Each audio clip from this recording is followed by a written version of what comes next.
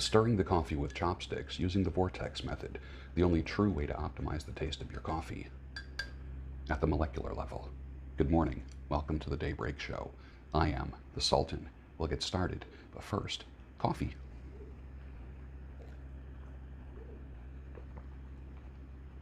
Nice. Black Rifle. Good stuff. You ready? Strap your ass in. There's two kinds of people in the world. Those that will shame you for getting a vaccine, and those that will applaud you for getting a vaccine. Men acting weak and submissive to their wives is kind of a shtick. It's cheap laughter, cheap comedy. When a man refers to his wife as the boss or his better half, and other men laugh and say, well, you know the rules. And they support this weak, cucked, submissive behavior amongst men, and we wonder why we're raising pussies for boys?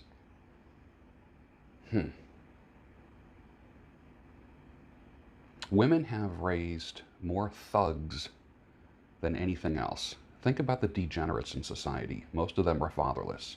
What's the only conclusion I can come to? They were raised by their mothers. It's not just the absence of fathers, it's the error of mothers thinking that they can do it on their own. Now, if the father splits because the mother's a shithead, or if he's a shithead, then society has to take its punches. But the reality is, a woman cannot teach a boy how to be a man. I don't care how many boyfriends she has. I don't care how many uncles or father figures are in that boy's life. The boy needs a father. Period. Period. How do I know? For 4 years now, I've gotten letters every single day, 7 days a week, 365 days a year, from young men saying, you are the father that I never had. What I teach are things that fathers should be teaching their sons. And it's not happening. So what do we end up with? Pussies, thugs, asexual weirdos, sexual weirdos. Come on, man. Sometimes I think war, wiping out half the population, might be a good reboot, a restart of civilization. All societies need a restart somehow, some way. And I think nature does that. When societies, when nations get a little too proud and start getting deviant, things happen. History has proven that. What are your thoughts about that? Ballots versus bullets has always been an issue, and there is a time and place for both. We are now at a crossroads of ballots versus bullets. What are your thoughts on ballots versus bullets? I prefer ballots.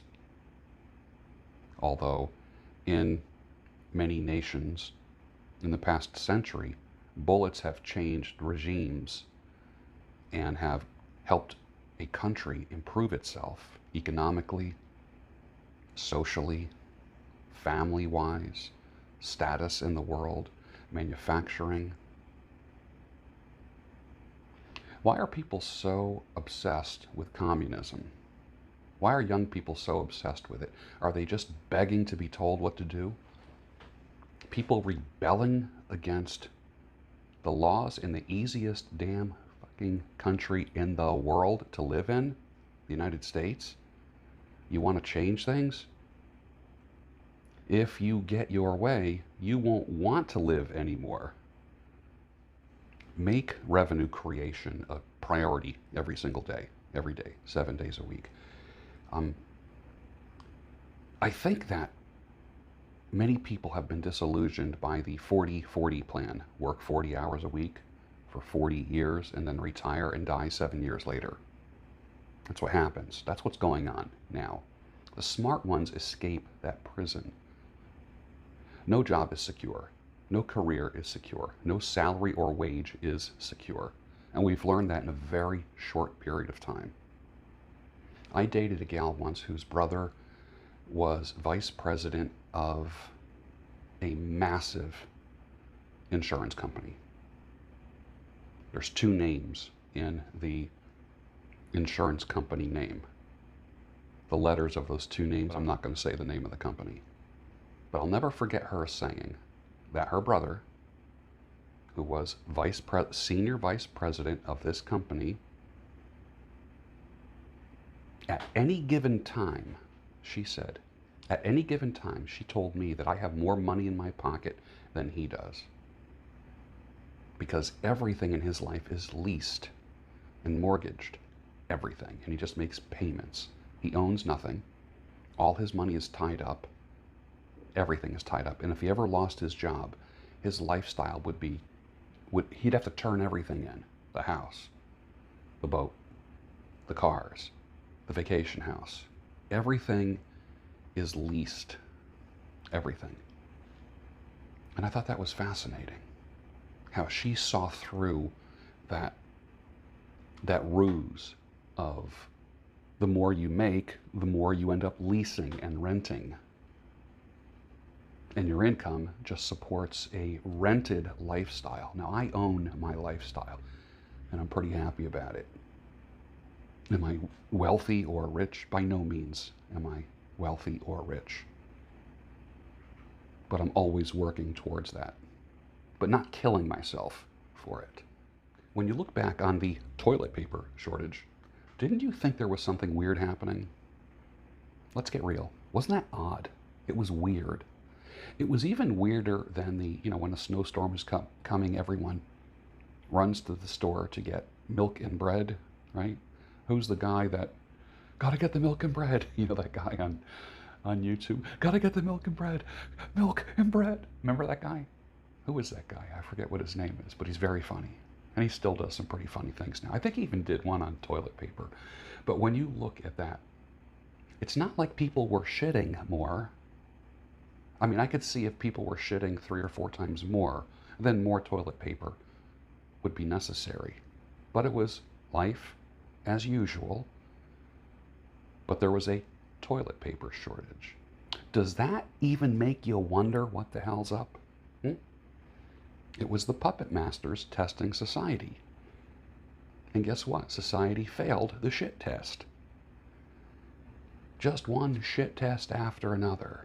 Masks, fake science, toilet paper, meat shortage, coin shortage, cash shortage.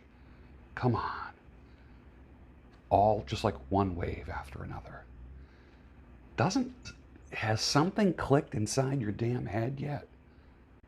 Are you trusting everything here on the news? We won't forget who did this. And we know who did it. We know who was responsible. Every bit of authority that is being exercised on you right now, you have allowed. You let it in.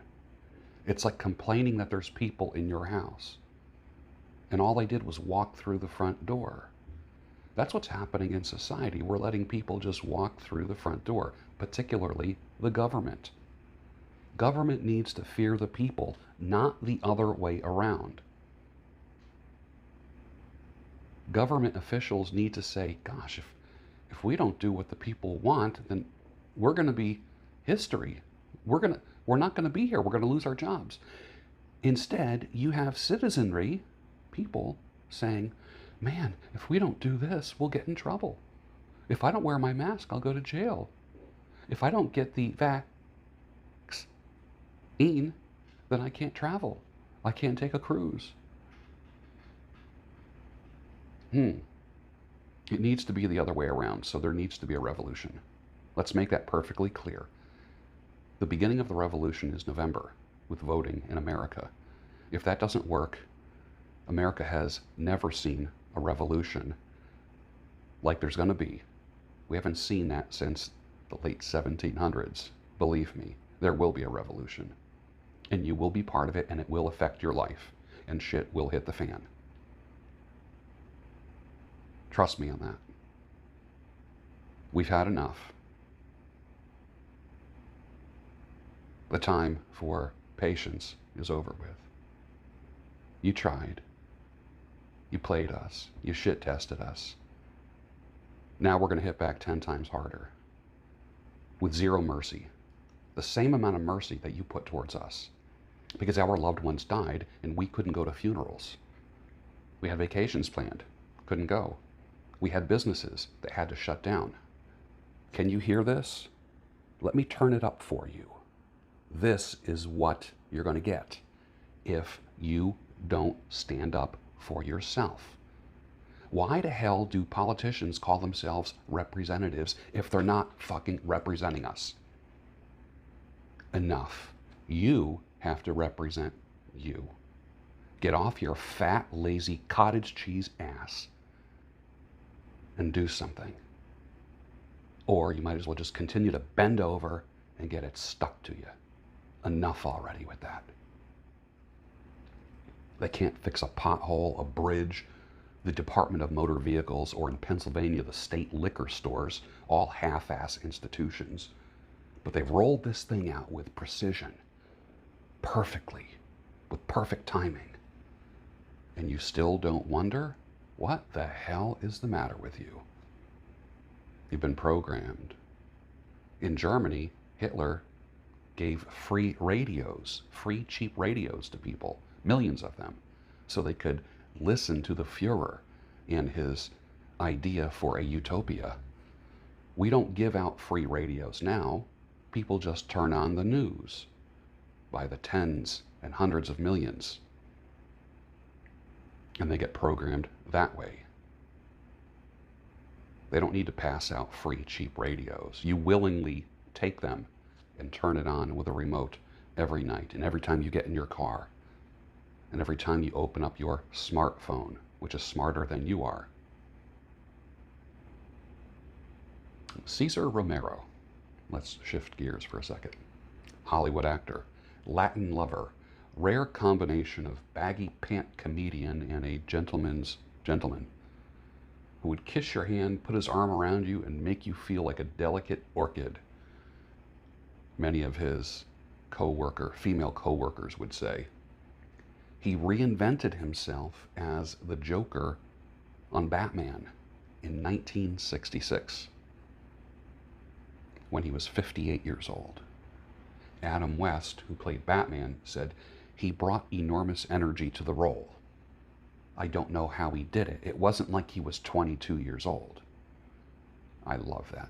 What is your testimony? Do you bring enormous energy to the role that you play in life? Can you reinvent yourself at any age? Watch some of my past conversations with people. You'll see a lot of people there that reinvented themselves. And it all started here. And swimming against the tide. Yours is the cloth, mine is the hand that sews time. His is the force that lies within. Ours is the fire, all the warmth we can find. He is a feather in the wind. Led Zeppelin, 1978. You like that song? There's something about the drums in that song. They're mesmerizing. I can't figure it out. When I've watched videos where they isolated the drum track, I get goosebumps. I don't know why, but there's something hypnotic about it. Those of you who are into the isolated track videos, you know exactly what I mean. Here's a question for you. Will just wear the mask lead to just take the vaccine?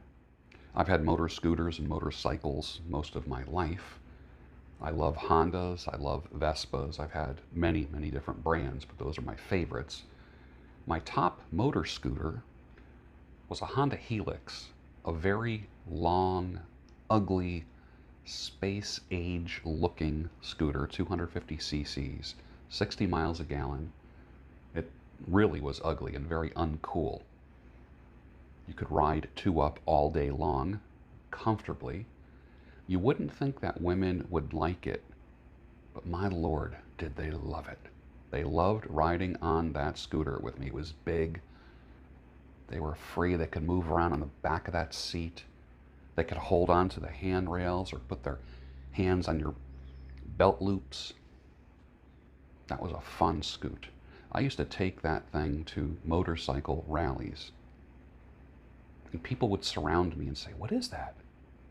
What is that? Is it a motorcycle or a scooter? Is it electric?" Women would always want to ride on it because it floated like a boat. You didn't feel a single bump. It was interesting. It was kind of a chick magnet in a way, I'll be honest with you. And I've had everything. All kinds of motorcycles, all kinds of scooters. But the Honda Helix, that little freak machine, man, I might have to get another one. It was as easy to work on as a lawnmower, but as comfortable as a lazy boy recliner. Someone asked me if I was a hermit. Literally the question, "Are you a hermit or something?" My answer was no, but I'm not opposed to it. Sometimes it's a very attractive lifestyle, right? Women never want to appear sleazy, and men never want to appear broke. Two fears that the genders have. So there was a politician that yelled at AOC. It was all over the news, calling her some kind of name. Here's my response to that. When a woman yells at a man, everyone's response is, "You go, girl." When a man yells at a woman, the response was this: "He accosted me. He was violent. He threatened me." Honey, you want equality, don't you? Now you got it. You can't change the game just because it gets a little bit uncomfortable for you. Be well, be safe, and especially be prepared. And with that, finish your coffee, and I'll see you Monday morning on the Daybreak Show, your home of sanity, clarity, and reason. But first, coffee.